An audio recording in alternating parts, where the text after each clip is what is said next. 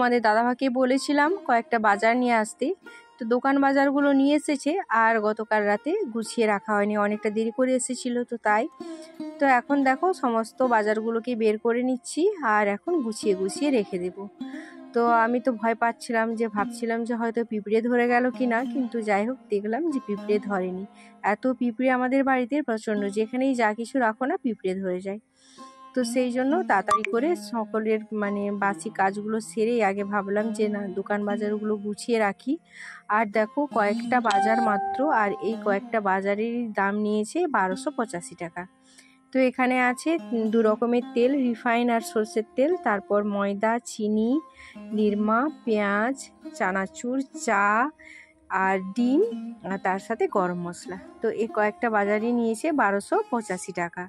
তবে সবথেকে দামটা বেশি যেটা, সেটা হলো তেলের জন্যই এতটা টাকা লেগেছে, নাহলে কিন্তু এতটা টাকা লাগতো না। আবার সামনে আছে জামাই ষষ্ঠী, তো জামাই ষষ্ঠীর আবার বাজার করতে হবে। তবে তেলটা যেটা তুলে নিয়েছে এটা মোটামুটি আমার জামাই ষষ্ঠী পর্যন্ত চলে যাবে। বাকি যে সমস্ত বাজারগুলো হয়তো নিয়ে আসতে হতে পারে। তো এখন দেখো ডিমগুলোকে আগে ভালো করে আমি জায়গায় রেখে দিলাম, কারণ ওই একটু হয়তো কোথাও ঠোকাঠুকি লাগলেই ব্যাস চলে যাবে। তো সেই জন্য আগেগুলোকে গুছিয়ে রাখলাম। তো তারপরে এই যে কৌটোটার মধ্যে চিনিটা ভরে নিচ্ছি। তো এখন এইভাবে প্রত্যেকটা বাজার আমি কৌটার মধ্যে ভরে রেখে দেব। তো চলো বন্ধুরা, এই কাজটা করতে করতে তোমাদেরকে ইন্ট্রোটাও দিয়ে দিই, এখনো পর্যন্ত ইন্ট্রো দেওয়া হয়নি। নমস্কার বন্ধুরা, শুভ সকাল। কেমন আছো তোমরা সবাই? আশা করছি সবাই খুব ভালো আছো আর সুস্থ আছো। আমি এবং আমার পরিবারও বেশ মোটামুটি ভালো আছি। আমি বনশ্রী, আমার এই ছোট্ট পরিবারে তোমাদের সবাইকে সাথে নিয়ে আজকের দিনটি শুরু করছি। আশা করছি অন্যান্য দিনের মতোই আজকের দিনটিও তোমাদের খুব ভালো লাগবে আর তোমরা আমার সাথে থাকবে। তবে আজকের ব্লগটা একটু অন্যরকম হবে, তোমরা প্লিজ দেখো, তোমাদের আশা করছি ভালো লাগবে। কারণ আজকে আমাদের আরও একটা নতুন জায়গা তোমাদের দেখাবো। নতুন নয়, আমাদের কাছে পুরনোই, কিন্তু তোমরা কখনোই ওই জায়গাটা দেখোনি, তো তোমাদের সাথে শেয়ার করব। তো সেই জন্য বললাম যে তোমরা একটু আমার সাথে থাকো, তাহলে কিন্তু তোমাদেরও ভালো লাগবে। তো ওইদিকে দেখো মশলাগুলো বা দোকান বাজারগুলো ভরেছি। তো তোমাদের দাদাভাই তো এদিকে তাড়া দিচ্ছে যে দুধ দোয়ার জন্য। তো দুধটা আগে ধুয়ে নিয়ে চলে এলাম, কারণ মাঠে সমস্ত গরুগুলো যাবে চড়তে, তো তার জন্য আরও তাড়াতাড়ি করে দুধটা দোয়াতে হয়। তো সেই জন্য এই যে দেখো দুধটা ধুয়ে নিয়ে এসে আর এখন দেখো এই যে বালতির মধ্যে দিয়ে ঢাকা দিয়ে রেখে দিচ্ছি, কারণ এত মাছি দুধের মধ্যে মাছি পড়ে যাবে, থালা চাপা ঠিকঠাক হয় না, ফাঁক থেকে যায়, ওই ফাঁকের মধ্যে দিয়ে মাছি ঢুকে যায়। আর আজকে কি কাণ্ড হয়েছে জানো তো, আজকে প্রায় 1.5 কেজি মতো দুধ বিড়ালে ঢেলে দিয়েছে। আমি দুধটা ধুয়ে রেখেছি বালতিটা দিয়ে, তোমাদের দাদাভাই বাছুরটা ছাড়ছে, বাছুরটা টানতে গেছে আর আমি ওইদিকেই তাকিয়ে আছি। আর এইদিকে দেখি, পেছন দিকে এসে দেখি না বালতির ওপরে 2 হাত দিয়ে দুধ খেতে গেছে আর বালতি সমেত পুরো উল্টে গেছে, পুরো 1.5 কেজি দুধ। তো এত খারাপ লাগছিল, এতটা সময় নষ্ট করলাম, তার উপর দেখো কতটা ক্ষতি হয়ে গেল। বাছুরটাকে না খেতে দিয়ে দুধ দোয়ালাম, আর সেখানে কিন্তু কারোরই পেটে গেল না, সেটা হচ্ছে নষ্টই হলো। আর এদিকে দেখো তোমাদের দাদাভাই যে আজকে যে পেঁয়াজগুলো নিয়ে এসেছে একটু খারাপ, একটু কম দামে নিয়ে এসেছে, 18 টাকা করে কেজি। তো একটু ছালগুলো ওঠা। আর কি বলো তো, আমাদের মতো নিম্ন মধ্যবিত্ত পরিবারে আমাদের একটু বুঝে শুনেই চলতে হয়, আর যখন যেটা একটু কম দামে পাওয়া যায় সেটা নিয়েও নিতে হয়। তো 2 কেজি মতো পেঁয়াজ আছে এখানে। তো তারপরে যে দেখো মশলা ডিবাগুলোকে আমি ভালো করে সাজিয়ে রেখে দিয়েছি, আর সেটাই তোমাদের সাথে একটু শেয়ার করে নিলাম। তো তারপরে যে ঠাকুমার এখন মুড়িটা বেড়ে নিয়েছি, মুড়ি খেতে দেব।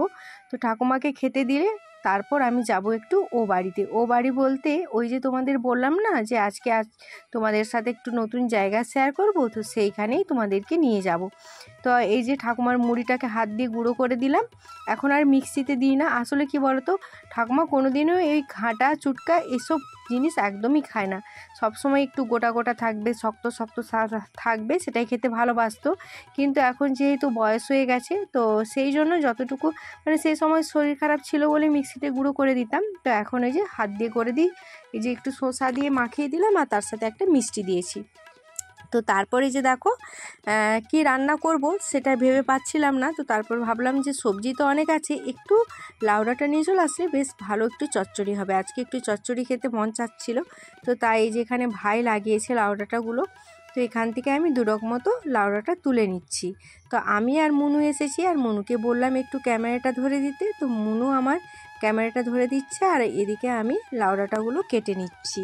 তো বন্ধুরা, তোমরা যারা এখনও পর্যন্ত আমার ব্লগটি দেখছো, আমার সাথে আছো, তো তাদের জন্য রইল অসংখ্য অসংখ্য ধন্যবাদ এবং ভালোবাসা। আমার ব্লগটির মধ্যে কোনো অংশ যদি তোমাদের ভালো লেগে থাকে তাহলে অবশ্যই একটা লাইক কমেন্ট করে দিও। তো এদিকে দেখো আমরা লাউডাটা কাটছি, কিন্তু আর আকাশটার দিকে দেখছো কিভাবে মেঘ সেজেছে। তো বৃষ্টি তো একটু পরেই শুরু হয়েছিল, তো সেটা পরে তোমাদের সাথে শেয়ার করছি। তো এই যে দেখো আমার লাউডাটা কাটা হয়ে গেছে, আর এইখানে দেখো ভাইদের ঘর হচ্ছে। তো এখানে ভাইয়ের নতুন ঘর হচ্ছে, ইন্দিরা আবাসের টাকা পেয়েছে, তো সেইখান থেকেই ঘর হচ্ছে। তো এই মাত্র কিছুটা উঠেছে, এখনও অনেক কিছু বাকি আছে। তো এইটা হচ্ছে ভাইয়ের ঘর নতুন হচ্ছে। আর এখানে দেখো এটা হলো আমাদের আম গাছ, আর কত আম ধরেছে দেখো। আর এই আমগুলো না এত মিষ্টি, একদম মানে ছোট্ট চারা গাছের মতো গাছটাতেই হয়েছে, হাত দিয়ে পারা যাবে। আর এই যে কাঁঠাল গাছে দেখতে পাচ্ছ কত কাঁঠাল হয়েছে, এত যে কাঁঠাল ধরেছে আমি কখনো জানি না, মানে আমি তো এখানে আসি না। তো এই মানে কাঁঠাল হওয়ার পর এই প্রথম আসলাম। তো কাঁঠালগুলো মানে খুব হয়ে গেছে, বয়স হয়ে গেছে, আর ওগুলো আর কাঁচা খাওয়া যাবে না, এঁচড় হিসাবে খাওয়া যাবে না, ওটা পেকেই খেতে হবে। কিন্তু এত কাঁঠাল খাবি কি, সেটাই হচ্ছে। মুনু কত কাঁঠাল খাবি রে? মুনু কাঁঠাল খেতে খুব ভালোবাসে। চলো আমাদের আরও একটা পুকুর দেখাবো। তো এই দেখো এখানে আমাদের আরও একটা পুকুর আছে, এই পুকুর থেকে মাছ ধরে নিয়ে যাওয়া হয়। আর এই মাছ শুশনি শাক লাগিয়েছিল, এই যে দেখো শুশনি শাক, কত শুশনি শাক। তোমাদের আজকে আমাদের এই জায়গাটা দেখিয়ে দিলাম।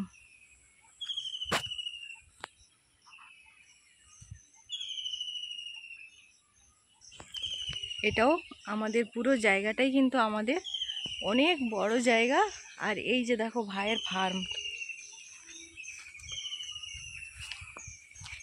এটা হলো ভাইয়ের ফার্ম। ফার্মটাও অনেক বড়।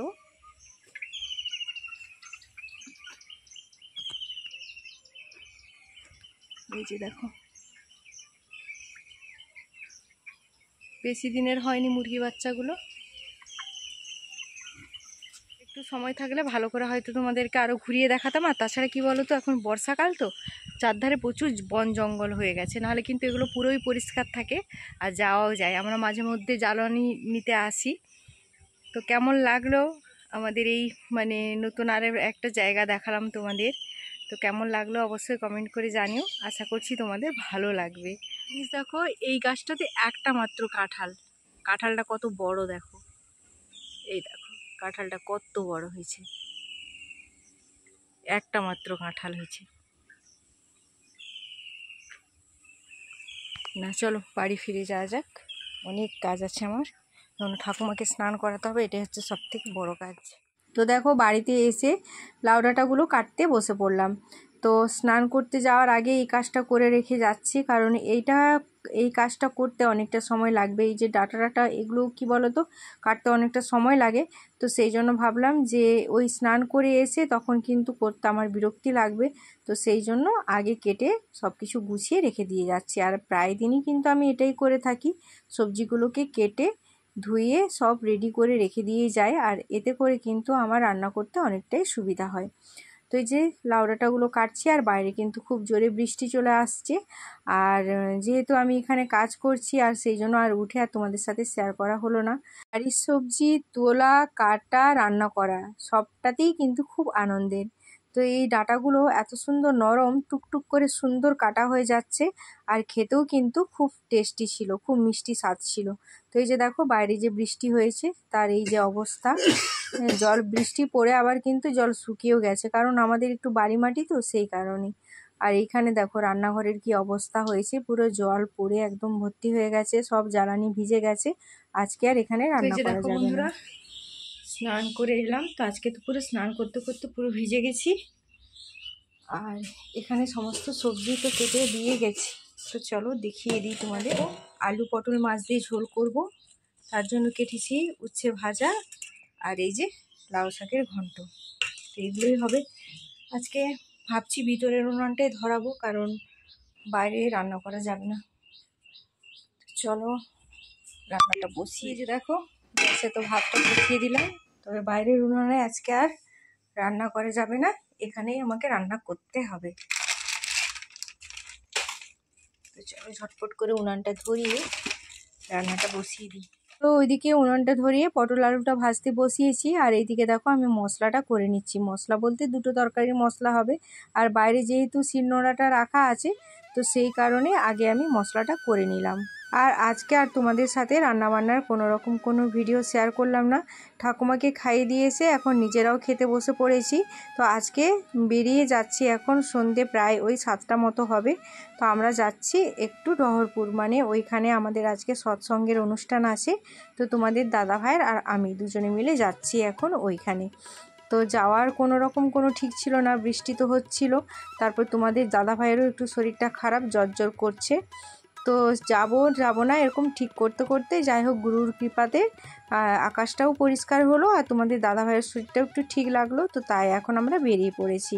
তো তারপরে যে দেখো আর কোনো রকম এসে আমি ভিডিও করিনি। তো এখন আমাদের সৎসঙ্গে এর অনুষ্ঠান শেষ হয়ে গেছে, আর এখন সবাই আমরা প্রণাম সারছি, আর ওই প্রণামের ভিডিওটাই একটু তোমাদের সাথে শেয়ার করে দিলাম। খুব সুন্দর আমাদের গুরুদেব, গুরুমা, তারপর বর্দা, আচার্যদেব সবাইয়ের ফটো খুব সুন্দর সিংহাসনের উপর রাখা আছে, খুব ভালো লাগছিল দেখতে। তো তারপর ফেরার পথে দেখো একটু চপ নিয়ে নিলাম, আলুর চপ আর ডিমের চপ, কারণ রাতে তো কোনো রান্না করে দিয়ে যায়নি, কি খাওয়া দাওয়া হবে। তো সেই জন্য মুড়ি খাবো আর একটু চপ নিয়ে নিলাম। তো দেখো বন্ধুরা বাড়ি ফিরে চলে এসেছি, আর এই মুড়ি খাবো আমি আর আমার বেটু করে। তো দেখো বন্ধুরা রাতের খাওয়া দাওয়া করে ছাদে চলে এলাম। তোমাদের দাদাভাই এখনও আসেনি, ও মানে ওদের ফিস্ট আছে, তো ওখানে খেতে গেছে। তো আমি আর ছেলে করে খেয়ে নিলাম, আর দেখলেই তো চপ নিয়ে এসেছিলাম, তো চপ মুড়ি করে খেয়ে নেওয়া হলো। ডিমের চপ একটা আর আলুর চপ একটা। তো চলো আজকের ব্লগটা তোমাদের কেমন লাগলো অবশ্যই কমেন্ট করে জানিও। আর তোমরা এটা ভেবো না যে দিদিভাই সৎসঙ্গ করে এসে আমিষ খেলো। আসলে কি বলো তো, এখানে আমাদের কোনো নিয়ম নেই, তবে হ্যাঁ নিরামিষ খেলে আমাদের গুরুদেব বলেছেন নিরামিষ খেতে, আর নিরামিষ খেলে আমরা ভালো থাকবো, আমাদের শরীর ভালো থাকবে। কিন্তু যে খেতেই হবে বাধ্যতা কিছু নেই, তোমার মন চাইলে তুমি খেতেও পারো, আবার নাও খেতে পারো। তো না খাওয়াটাই ভালো, কিন্তু তা কি বলো তো, আমরা তো মানে একটা খাওয়াতে অভ্যস্ত হয়েছি ছোটোবেলা থেকে, আমিষ খাওয়াতে, তো সেই জন্য সেটাকে এখনও ছাড়তে পারি না। তো যাই হোক ডিমের চপ আলুর চপ দিয়ে মুড়ি খাওয়া হলো। তো চলো আজকের ব্লগটা তোমাদের কেমন লাগলো অবশ্যই কমেন্ট করে জানিও। তো আজকের মতো টাটা বাই বাই, সবাই ভালো থেকো, সুস্থ থেকো, নিজের খেয়াল রেখো, নিজের পরিবারের খেয়াল রেখো। আবার দেখা হচ্ছে আগামীকাল আরও একটি নতুন ব্লগের সাথে। Tata, good night.